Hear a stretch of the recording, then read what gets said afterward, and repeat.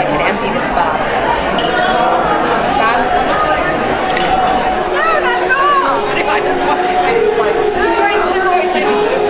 I totally was fine. People who will be involved in bringing,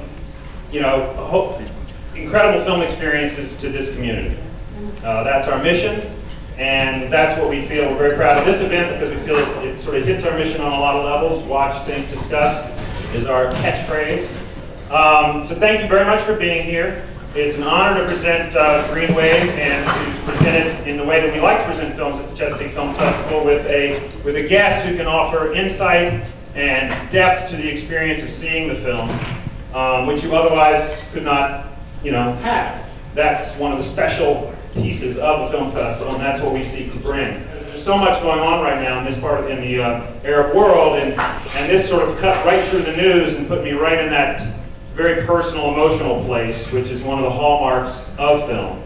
And so as we began to look for a special presentation for our off festival event, which this is our first of 2011, this came to mind.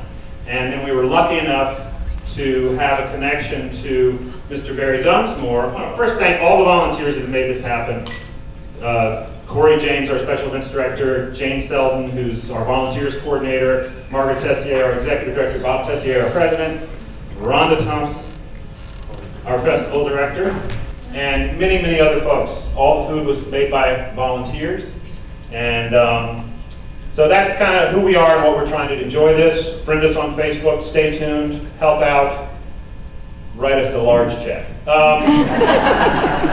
We need it. Do you have a sense or a take of the import or the impact, how this will measure up? Is this sort of the fall of the Berlin Wall in a different region?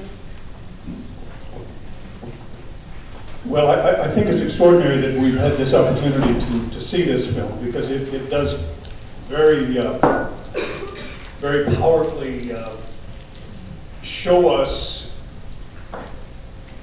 a snapshot, if you will, but one with great detail as to what's going on right now throughout the Middle East in this this year of the so-called Arab Spring, where you have systematically revolutions emerging in many Middle Eastern countries.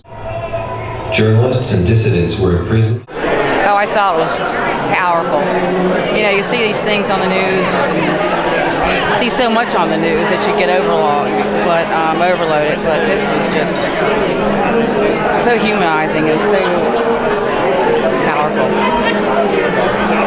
I mean, I'll never forget it. In fact, I'm going to go home and start reading about it all again. Its powers are very strictly controlled because the real power was in the high-ranking members of the clergy. There's something called a guardian council of 12 primary members of the clergy.